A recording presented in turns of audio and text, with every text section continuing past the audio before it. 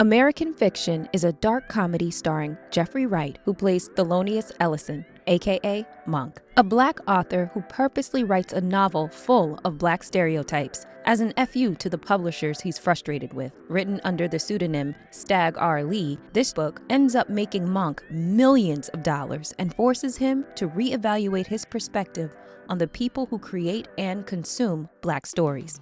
Monk finds himself at odds philosophically with rival author Sentara Golden. But before we get into the story, what are some of your favorite Jeffrey Wright performances? I loved him in The Hunger Games. And of course, there's Commissioner Gordon in The Batman. Do you remember him in The Manchurian Candidate? He played that crazy dude, Melvin. Well, they were all crazy in that movie, but Melvin was the one that took his own life in the beginning. And can't forget about Bernard in Westworld, and even his voice acting in What If and Rick and Morty. What's your favorite Jeffrey Wright movie? Leave your thoughts in the comments below.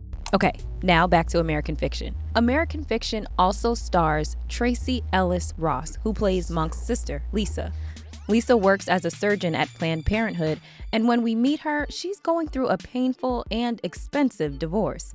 She is the primary caretaker of their mother, Agnes, played by Leslie Uggams. Now, some of you who may be a little younger probably recognize her best from Deadpool 2, where she played Wade's blind roommate. But if you're just a little bit older, you probably remember her as Kizzy Reynolds in the iconic television miniseries Roots. American Fiction also stars the incomparable Strerling K Brown, who plays Monk's younger brother, Cliff. Cliff is also divorced because his wife caught him in bed with another man. After being outed, his kids are teased at school and his wife has taken him to the cleaners. She owns half of his practice. Did I mention this is a family full of doctors? Cliff is a plastic surgeon, their late father was a doctor, and even Monk has a doctorate. Both Lisa and Cliff grew up feeling distant from their brother Monk, partially due to Monk being their dad's favorite child. Monk was always closest with their father, and Lisa and Cliff grew up bonding over their mutual lack of acceptance from their dad. This bond between Lisa and Cliff widened the divide between Monk and his siblings, and he grew up becoming somewhat of a loner. At some point before the events of the movie, their father takes his own life at their beach house, dying by suicide. Their mother, Agnes, is the one who discovers his body. Rounding out the amazing cast are Issa and Erika Alexander. Erika Alexander plays Monk's love interest, Coraline, and Issa plays a flourishing author named Sentara Golden. The movie sets up Sentara to be the antagonist of the film. Her commercial success contrasts the lack of attention Monk has been getting for his work. Monk hasn't sold a book in years. His latest novel was rejected by the major publishers. They're looking for a quote-unquote black book. They have a black book. I'm black, and it's my book. You know what I mean. Basically the kind of trauma porn that Sentara writes. Sentara's book called We Lives in the Ghetto is extremely popular, and Monk grows irritated by her success. Now, the name Monk is probably a reference to the jazz legend Thelonious Monk. In a scene with Maynard, played by Raymond Anthony Thomas, Monk explains to Maynard how no one else calls him Thelonious. Maynard's character is minor, but his and Lorraine's love story ends up being one of the most heartwarming parts of the film. Myra Lucretia Taylor plays Lorraine, who is the Ellison family caretaker. The movie is based on a book called Erasure, written by Percival Everett. It's directed by Cord Jefferson, his directorial debut, but he's worked as a writer on shows like Succession, Master of None, Survivor's Remorse, and Watchmen. R.I.P. Survivor's Remorse. Little thug tear. That was a great show. Now, the movie begins with Monk teaching a literature course when one of his white students becomes highly offended that the N-word is written on the chalkboard. They're discussing the artificial nigger, and she derails the lecture to the point where Monk has to tell her, "With all due respect, Brittany, I got over it. I'm pretty sure you can too." Brittany and her blue hair emotionally exit the classroom and report the incident. This incident with Brittany wasn't Monk's first infraction. In fact, he got in trouble for asking a German student if his ancestors were Nazis. Due to these incidents and the fact that Monk hasn't sold a book in years, the university decided to, quote, give him a break. What's happening under the surface is that Monk is suffering from depression. Remember, his dad, who he was extremely close with, died by suicide. And we don't know exactly how long ago this was in relation to the beginning of the story, but Monk mentions that he hasn't been sleeping well. One of the faculty members who he was verbally sparring with mentions how he saw Monk crying in his car. Monk clearly has been dealing with a lot, personally and professionally, and it's manifesting itself in emotional outbursts and insomnia. Monk is essentially fired from his teaching gig and was supposed to be going to Boston for a book festival anyway. So he heads home ahead of schedule and visits his sister and his mother. The latter immediately notices his symptoms of depression. Meanwhile, his sister, played by Tracee Ellis Ross, needs help taking care of their mother and vents about being left as de facto caretaker because she didn't choose to move out west like her brothers. Lisa fears that her mother is showing early signs of dementia and urges her brother to contribute more, both financially and with the decision-making. The dynamic between Monk and his sister Lisa provided some of the best moments in the movie. Their discussion in the car about how Monk never liked her ex-husband and her joke about using his book to prop up her dining room table were not only funny, but it gave us even more insight into the Ellison family dynamic. But we didn't get long to appreciate them together on screen, because suddenly, and without warning, Lisa dies of an apparent heart attack. Yes, you heard me right. They killed off Tracee Ellis Ross, y'all. What the hell? I was kind of mad, I'm not gonna lie, but her death was really the inciting incident that sets the story into motion. It sends shockwaves through the whole family. Monk, who is already kind of tapped because he's not selling books and has lost his teaching gig, now is left with the burden of being his mother's primary caretaker. His brother Cliff lives all the way in Tucson, and his financial situation is just as messy because of his divorce. So it's really all on Monk to care for their mother, whose mental stability is rapidly deteriorating, which seems to be exacerbated by the death of her only daughter. They have a memorial for Lisa on the shore at their beach house, and they spread her ashes into the sea. She leaves a humorous note behind, which begs the question, did Lisa know she didn't have long to live?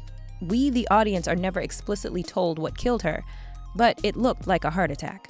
After an episode in the bathroom, Agnes is taken to the doctor, and we find out that she does indeed have Alzheimer's and will soon need around-the-clock care. At the doctor's office, Monk sees Sintara on the cover of a magazine being praised for "We Lives in the Ghetto," and it sends him into a fit of spiteful inspiration. That night, he writes the most one-dimensional, stereotypically black story he could come up with. He calls it My Pathology.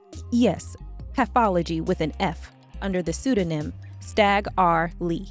Monk writing My Pathology is the most visually creative scene in the movie. We see his characters come to life and Monk interacting with them as if they are real people. Shout out to the legend, Keith David, for the cameo in this scene. Monk finishes the book and then sends it to his manager, Arthur, played by John Ortiz. It took me a minute to remember what I know John Ortiz from, but it finally came to me. He was Russell Crowe's junkie partner in American Gangster. Arthur is hesitant to even send it out at first, but Monk is insistent in making a point about the kind of books the publishers are greenlighting these days. Whatever the intent, the results were not what Monk was expecting. The publishers love the book, and they offer $750,000 for the rights to publish it, more than Monk has ever been offered for any of his novels. This makes no sense to Monk, and he intends to pull the plug on the whole thing.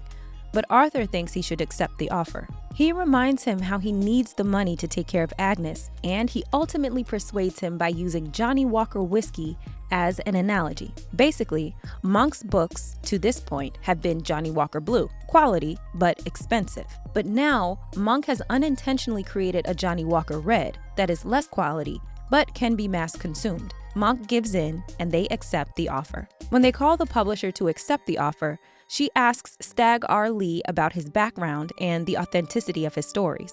Arthur urges Monk to play into their perception, and he pretends to be a stereotypical black criminal on the run from the law. The ex-con routine works, and the publishers move forward to release My Pathology. Since losing his job and his sister, things are starting to look up for Monk. This book will provide him with the money he needs to pay for his mother's care. He's invited to be a judge for the literary awards, an honor he's never himself won, And he meets someone, Coraline, played by Erika Alexander. Coraline is a lawyer who lives across the street from their beach house. And I'm gonna assume that this is Martha's Vineyard since they're in the New England area and this town is full of black doctors and lawyers. Do y'all think it's Martha's Vineyard? Let me know in the comments. Anyway, after an awkward moment where Coraline unknowingly jokes about Monk's dad dying by suicide, she invites him in for a drink. They hit it off pretty quickly, and she's even read one of his books. But the awkward moments continue when Coraline's ex, who still lives in the house, comes home. This movie does a great job of subverting expectations, because you are almost anticipating some kind of confrontation between Monk and the ex. But he respectfully asks if Monk is staying for dinner, which Monk promptly declines. Then he just as promptly finishes his drink and sees himself out. Monk's increased drinking is another sign of his depression that they are sprinkling throughout the movie. The next day, when Monk is heading back to Boston, Coraline stops by to apologize for the awkwardness with her ex. She tells him that they're in the process of breaking up and she would like to see him again. So Monk and Coraline start dating, and he invites her over to the beach house to meet his mom and Lorraine. Coraline brings flowers for Agnes, which she loves, and she also loves the fact that she's not white. Apparently, the family wasn't a fan of Monk's white last girlfriend, as is evidenced by Cliff making a wisecrack about it as well when he meets her later on.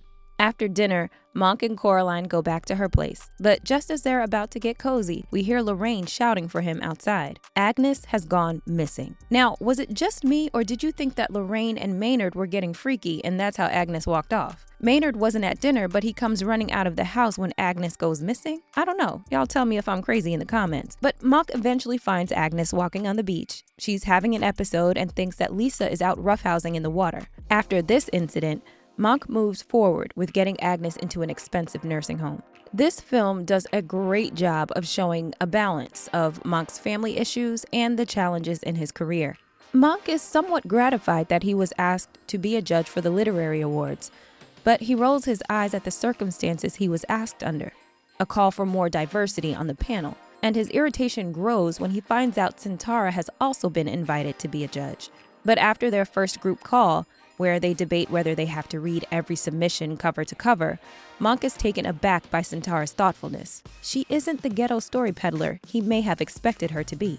Now, let's talk about Sintara. She went to an exclusive school and worked in publishing for years before she became an author. She is clearly very educated, and she expresses many thoughts and opinions that Monk agrees with in subsequent group meetings.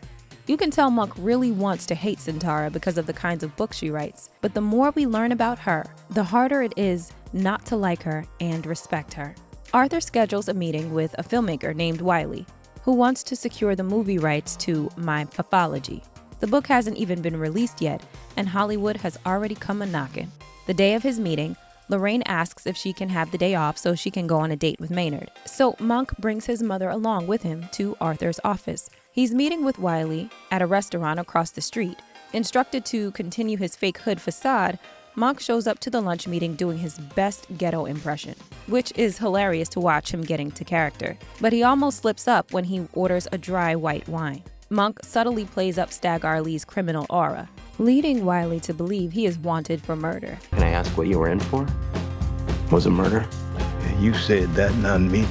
The act appears to be working before Monk is distracted by emergency vehicles racing to Arthur's building. Monk immediately thinks about his mother and runs out of the lunch meeting and heads back to the office. Thankfully, his mother is fine. Someone on one of the other floors had a brain aneurysm. But Monk running out suddenly at the sound of sirens made Wiley think Stag Arlee is a real deal, and he offers him $4 million for the movie rights. The buzz for My Pathology grows after the news of the movie deal breaks. Monk and Arthur have a call with the book publisher and their head of marketing. They want to put Michael B. Jordan on the cover of the novel in a wife beater and do-rag.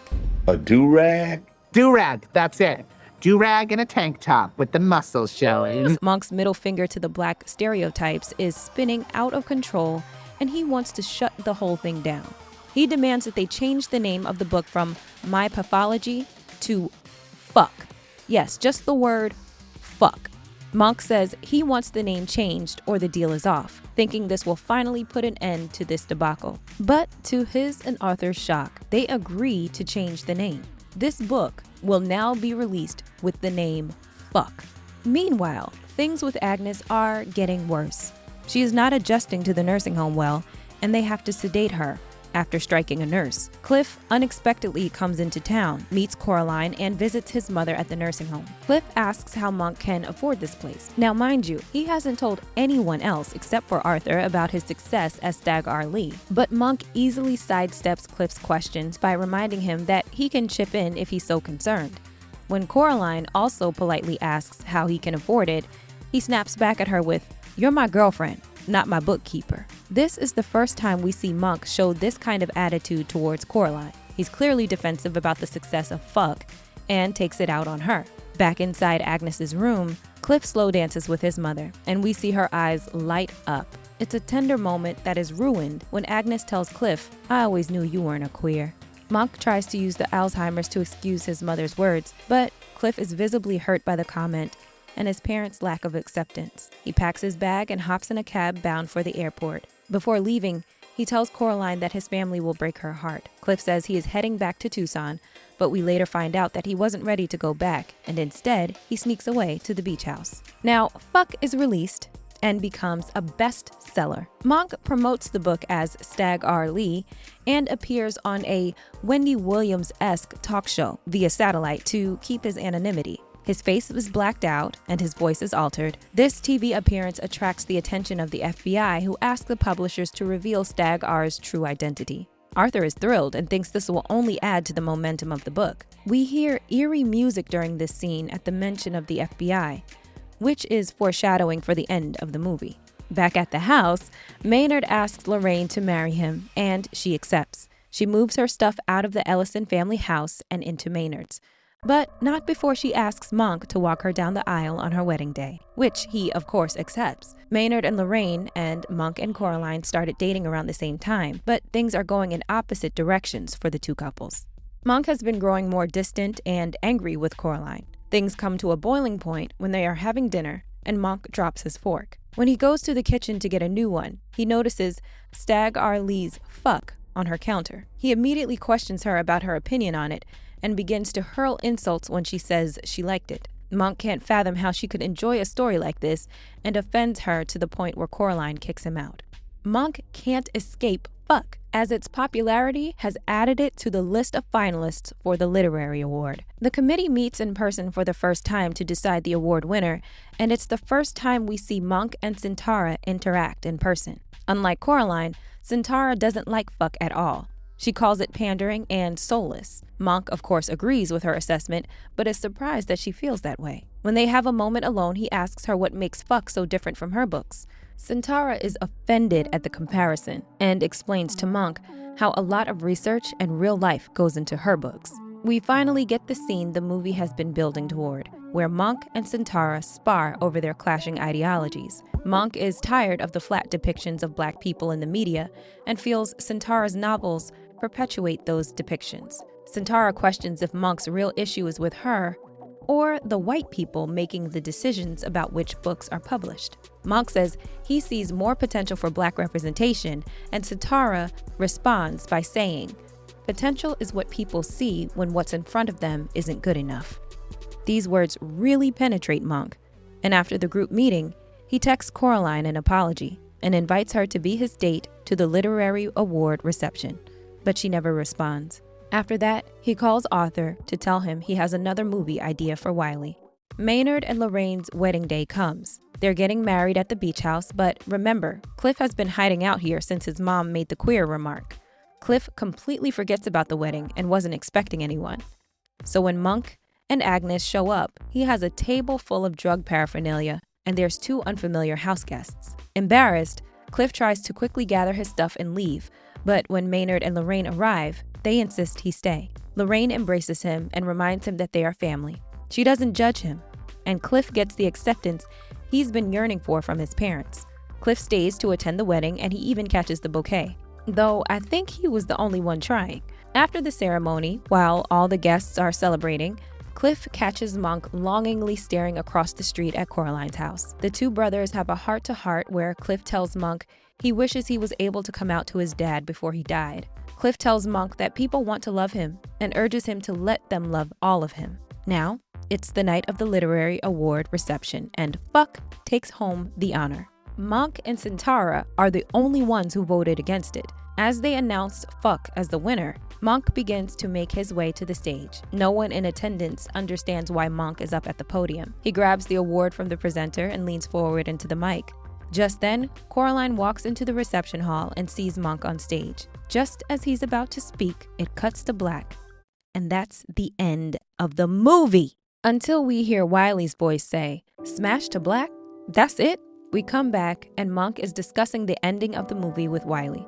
Wiley hates the ambiguous ending, but Monk doesn't want some grandiose speech that spells out the moral of the story. He tries another ending to the movie. In this version, Monk runs out of the reception, hops in a cab, and heads straight to Coraline's house. Through his eyes, we see her lit up romantically in that old Hollywood glow, and she gets up to answer the door. He tells Coraline how he hasn't been himself lately, and we see the most dramatic drone shot pull out of Monk and Coraline talking at the front door. Wiley considers this ending but ultimately rejects it because it makes the whole thing feel too much like a romantic comedy. Monk's final pitch for the end of the movie is a melodramatic climax where the FBI discovers that Monk is Swag Ali. Everything plays out similarly to the first ending, with Coraline walking in when Monk is on stage, but as Monk leans into the mic, the FBI bursts in and tries to place him under arrest for his fictional crimes. Monk steps away from the podium to proclaim his innocence, but they mistake the award in his hand for a gun and they riddle him with a barrage of bullets. Dramatic opera music plays as Monk falls to his death, bloody with his arms stretched out like Jesus or Scarface. Of course, Wiley loves this ending, and he has his assistant type it up. Monk walks off the movie set Plantation Annihilation, the film Wiley is currently directing. He gets into a convertible with his brother Cliff, who is waiting outside for him. Cliff asks if they're going to make this movie, and Monk lets him know that they are. Monk jokes about Tyler Perry being cast to play him, a callback to an earlier joke, and the two brothers ride off into the sunset, and that's how the movie actually ends. So what did we just watch? American Fiction was promoted as a satirical attack on the mass media depictions of Black people, like Bamboozled or Hollywood Shuffle before it. But unlike those movies, what unfolded was a surprisingly accessible and grounded story about a family dealing with loss and trauma. Monk's adventures and his novel almost played second fiddle to the family story and romance. Was there a moral to this story? Sure, it took aim at the white appetite for flat, one-dimensional Black stereotypes, but ultimately, Monk needed these tropes to become financially successful.